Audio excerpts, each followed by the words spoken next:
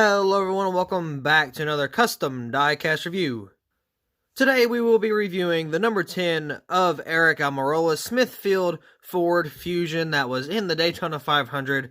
Unfortunate, and very unfortunate actually, final lap for the 10 car, but a very fortunate final lap for the number 3 car.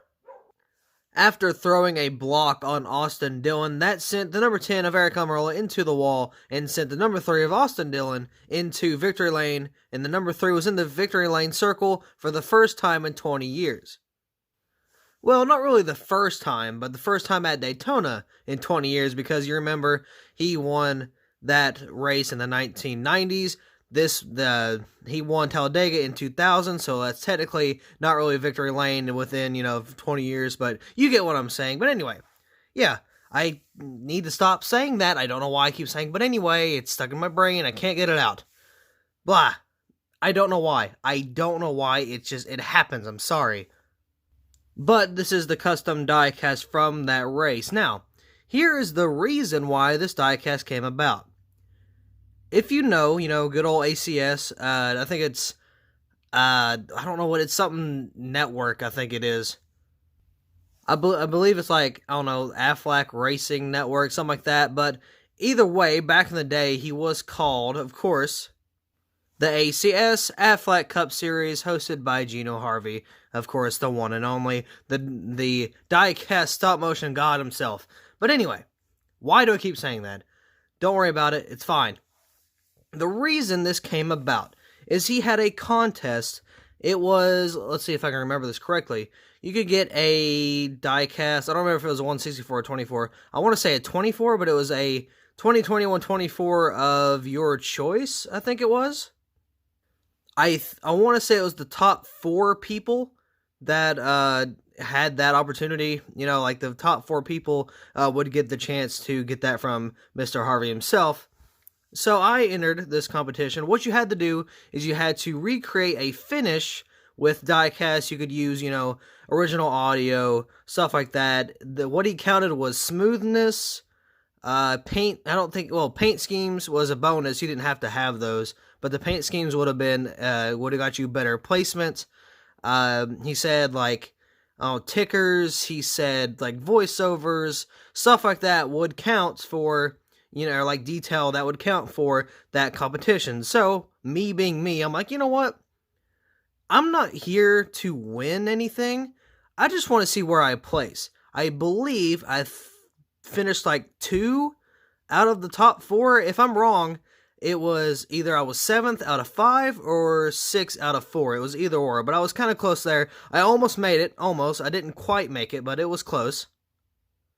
And I really think what did me that was I chose, a very popular race because there was, 4 other people that did that race as well.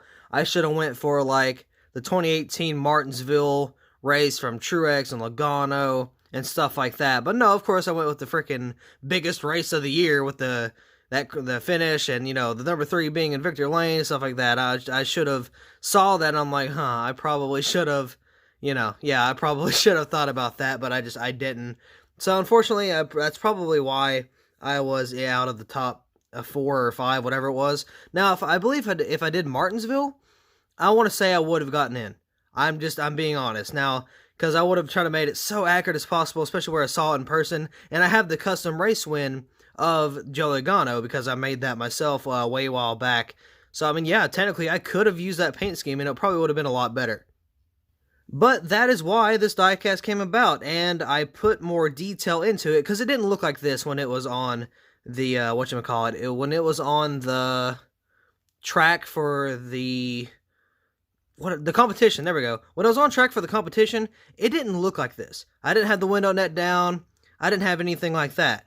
So, I'm like, you know what?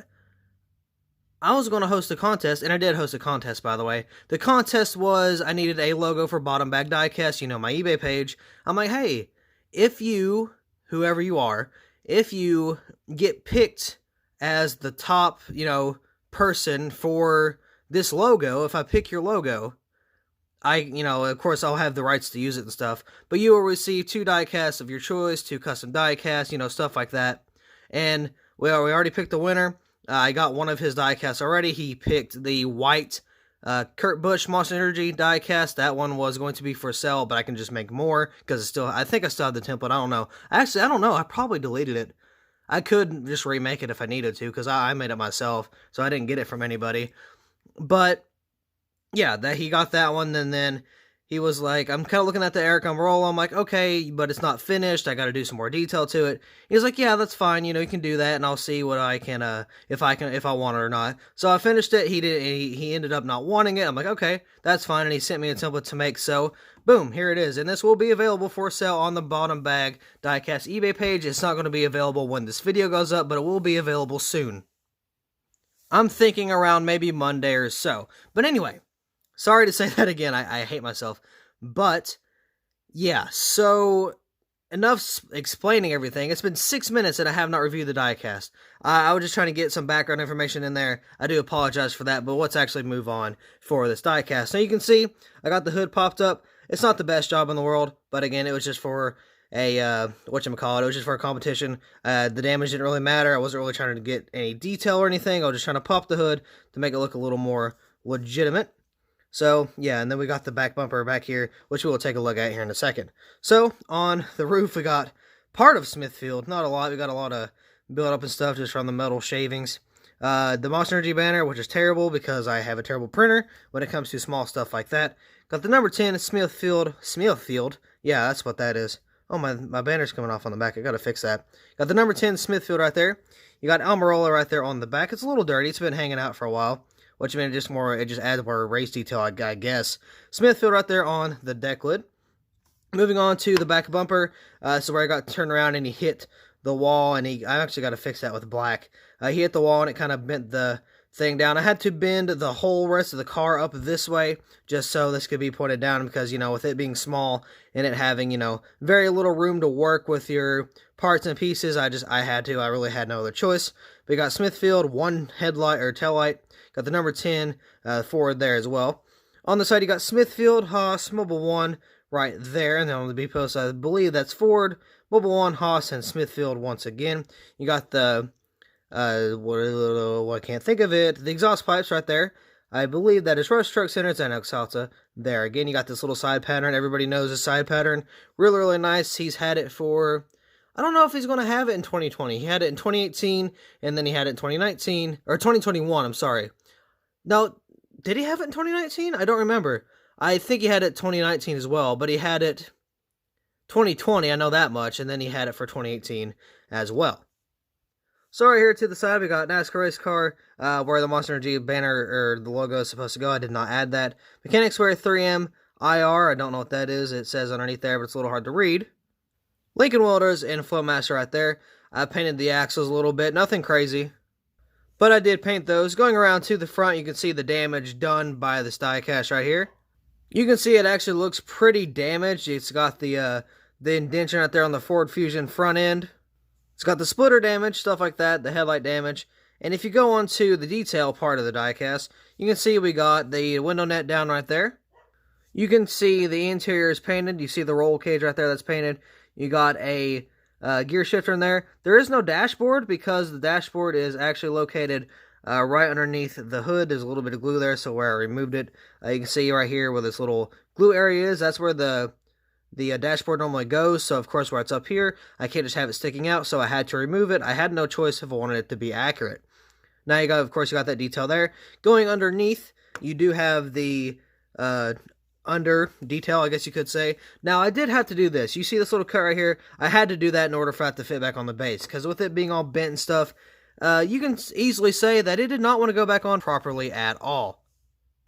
So there is your under detail. Not a lot of tire damage or anything. I don't think I did any tire buildup. We got the black, the silver, and of course the red. Now I know the gas tanks are not red, but it's a little bit of different detail I like to do for my customs. I got the exhaust, that's black. The transmission's black, or not black, but silver. Going into the engine bay, of course. So yeah, another thing I wanted to do, but I don't have any of them. I wanted to put the 164 engines in the diecast. I actually would love to do that, but I don't have any. If I had a spare, it would definitely go in that bad boy right there. I actually need another one for the Talladega crash from Kurt Busch.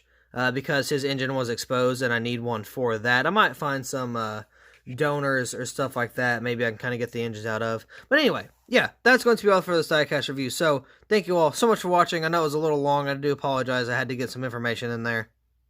I feel like it's just kind of cool to have that information, you know, because even if I do sell this, like, not saying, because I'm going to put it on eBay, right? But if it actually gets sold, I can still have the memory in a video, so I can still kind of come back to this and be like, oh, what was that about? And I had all the information. I'm like, oh, yeah, okay, I remember that. But yeah, again, that's going to be all for this Diecast review. So thank you all so much for watching. I really hope you enjoyed this one. This one was very, very, very fun to make and very, very, very difficult. But I will see you in the next video.